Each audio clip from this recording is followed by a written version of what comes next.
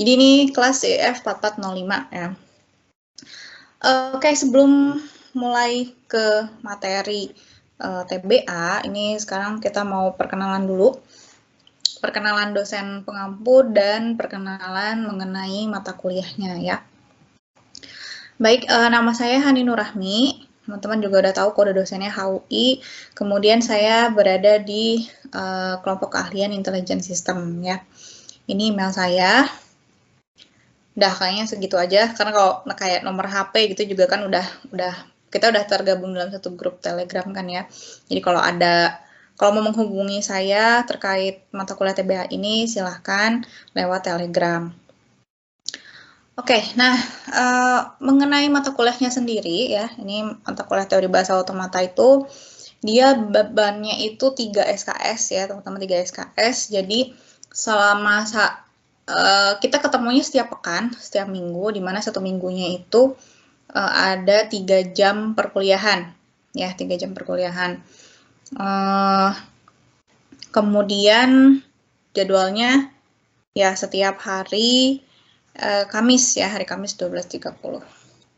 Oke, nah TBA ini dia itu termasuk ke mata kuliah yang berada di satu rumpun PLO 3. PLO 3 itu adalah menguasai konsep dasar sains atau matematika serta prinsip-prinsip informatika dan komputer. Jadi mata kuliah yang mengacu ke PLO 3 ini nantinya kalau teman-teman udah lulus gitu ya dari S1 informatika, nah dengan mata kuliah ini diharapkan mahasiswa ini artinya sudah menguasai konsep dasar dari prinsip-prinsip informatika dan komputer.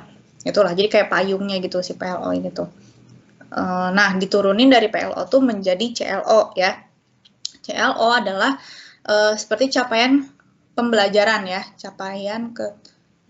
capaian pembelajaran selama satu semester ini di mata kuliah TBA tuh seperti apa. Jadi nanti kalau teman-teman udah lulus dari mata kuliah TBA itu artinya apa? Artinya teman-teman pertama sudah mampu merancang finite automata dan regular expression. Terus mahasiswa mampu memodelkan persoalan komputasi dengan CFG dan PDA. Dan yang ketiga, mahasiswa mampu memodelkan persoalan komputasi dengan mesin Turing. Ya. Nah, jadi ada 3 CLO di mata kuliah TBA ini.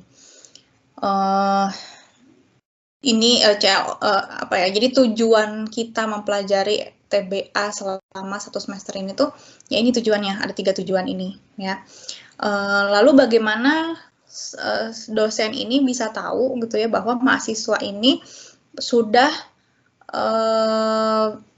memenuhi kriteria CLO 1, 2, dan 3. Nah, caranya tentu dengan melaksanakan asesmen gitu untuk menguji apakah seorang mahasiswa itu ini CLO 1, 2, 3-nya udah lulus atau enggak gitu.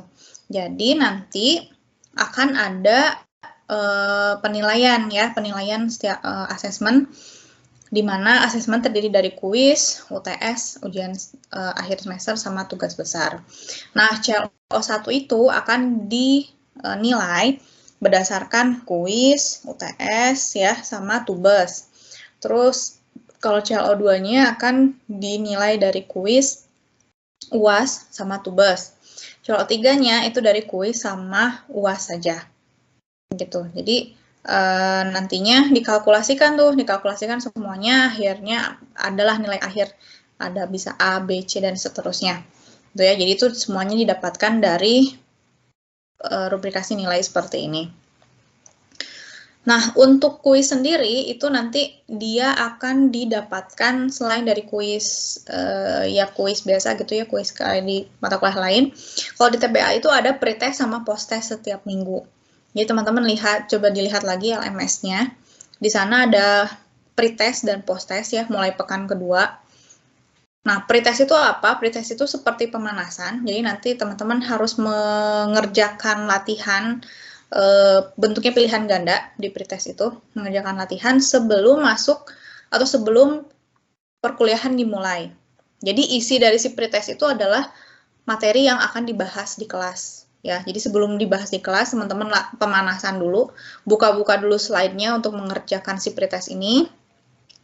Setelah itu digodok lagi materinya di perkuliahan ya, saat perkuliahan.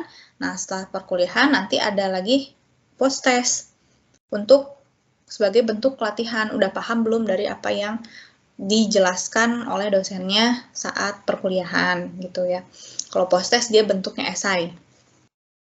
Jadi setiap minggu akan selalu ada pretest dan post test.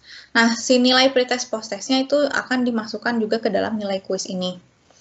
Jadi silahkan kerjakan gitu ya sebaik mungkin si pretest sama post testnya. Jangan sampai kelewat. Pretest dan post test itu saya akan ngebukanya per minggu. Ya, membuka dan menutupnya itu jadi setiap minggu aja. Misalnya sekarang nih pretest itu nanti harusnya sore tuh jangan sore, ya sore atau malam lah. Nanti saya buka kan ya si pretestnya. Nah, ditutupnya itu adalah Kamis depan jam 12 sebelum kita masuk. Nah, itu terakhir untuk mensubmit pretestnya. Ya. Jadi selalu seperti itu. Jadi selalu jaraknya tuh seminggu. Nah, itu teman-teman harus mengerjakannya. Karena nanti nggak ada lagi perpanjangan, nanti misalnya pretestnya bakal dibuka lagi gitu ya, untuk yang belum ngerjain, nggak akan ada lagi kayak gitu. Jadi memang harus setiap minggu dikerjakan ya. Nah, seperti itu untuk rubrikasi penilaiannya. Nah, lalu apa saja sih yang akan kita pelajari gitu ya selama 1 semester ini? Sesuai dengan CLO-nya, jadi nanti ada yang disebut dengan finite automata, regular expression, context free grammar, push down automata, mesin Turing, teori NP problem, itu yang akan kita pelajari. Nah, kita lihat di sini untuk lebih detailnya ya, per pekan itu belajar apa saja. Ini seluruhnya ada 16 pekan, ya termasuk UTS dan UAS. Pekan pertama, itu pekan ini. Jadi pekan ini juga kita sebenarnya udah masuk ke teori ya, ke teori perkuliahan, udah masuk perkuliahan. Ada pengantar, terus ada hierarki bahasa Chomsky nanti.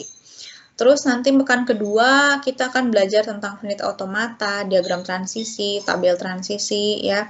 Ketiga, pekan 3 nanti ada fully defined DFA, ada konversi NFA ke DFA, dan seterusnya sampai pekan 7. Kemudian nanti di pekan 8 itu ada UTS. Ya. UTS-nya ini isinya adalah ujian untuk mengetes semua materi CLO1. Nah, jadi dari 1 sampai 7 ini sebenarnya masih CLO1. CLO1 tadi adalah mahasiswa mampu merancang finite automata dan regular expression. Nah, jadi selama 7 pekan tuh teman-teman akan belajar tentang finite automata dan regular expression ya. Regular expression ya. Nantinya regular grammar atau regular expression ya. Selama 7 pekan, kemudian nanti diujikan untuk CLO1 sini, nanti udah ada nilainya sudah ya, berarti CLO1 sudah terpenuhi. Nah, pekan ke-9 itu mulai masuk ke push down automata. Ada CFG juga, LL parsing, sama CNF grammar.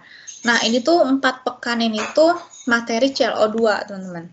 CLO2 ini adalah mampu memodelkan persoalan komputasi dengan CFG dan push down automata. Nah, ini makanya ada di sini ya, push down automata, CFG, LL parsing juga masuk ke CFG dan PDA, CNF juga masih termasuk. Jadi 4 pekan kita akan membahas untuk mengejar si CLO2 ini, ya, materi CLO2.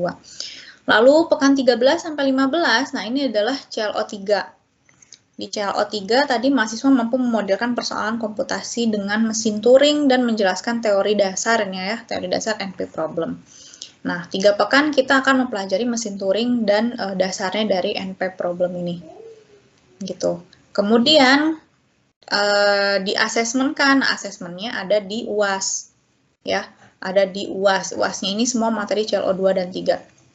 Oh ya, UAS dan juga pretest post-test ya. Yang CLO1 juga UTS, pretest post-test juga. Dan tubes juga ya, Tubes itu untuk mengetes CLO1 dan CLO2. Ya, jadi nanti di akhir akan ada tubes. Tubesnya seperti biasa membuat program, biasanya membuat program yang mencakup si CLO1 sama CLO2 ini. Tapi belum ada ininya ya, belum ada perintahnya, biasanya nanti setelah UTS. Nah, jadi itu selama 16 pekan kita akan mempelajari itu semua ya. Kita akan berusaha untuk mencapai setiap CLO ini. Jadi kita berusaha untuk supaya bisa lulus di setiap CLO ini. Ya, jadi ada 3 CLO dan ini yang akan kita lulus. Yang akan kita kejar untuk bisa mencapai kelulusan. Oke, itu CLO-nya, silabusnya, dan rubrikasi nilainya. Nah, ini buku utama ya, Introduction to Automata Theory, Language and Computation, sama Intro to the Theory of Computation. Ya. Kemudian untuk aturan kuliah, untuk masalah kehadiran, kalau misalnya teman-teman ada yang tidak bisa hadir, itu wajib untuk mengkomunikasikannya dengan saya. Ya, mau lewat Telegram, bisa, dan kasih tahu saya plus buktinya, ya. Jadi apapun halangan yang teman-teman, misalnya, aduh saya datangnya berhalangan untuk datang, nah apapun itu harus disertakan bersama buktinya ya. Kalau misalnya nggak bilang ya udah berarti alfa. Terus, nah ini yang di state di awal. Tidak ada tugas atau ujian tambahan untuk mengubah atau meningkatkan nilai akhir ya. Jadi dari sekarang silahkan kerjakan sebaik mungkin semua ujian-ujian yang tadi ya, seperti kuis, UTS, pretest, posttest, tugas besar, UAS, itu semua dikerjakan dengan baik karena nantinya di akhir kalau udah keluar nilai akhir itu udah nggak ada lagi tugas tambahan atau ujian tambahan. Kemudian tentu nggak boleh nyontek dan bekerja sama saat ujian ya. Kemudian tidak boleh melakukan copy paste saat tugas. Nah ini karena nanti tugas kan dia bentuknya membuat program, dan biasa kalau buat program suka ada aja celah untuk melakukan copy paste. Nah dan ini tidak boleh, kalau misalnya ketahuan itu pasti nilainya akan dikurangi ya. Oke, itu saja tentang mata kuliah rencana pembelajaran kita selama 1 semester dan perkenalan dari dosennya.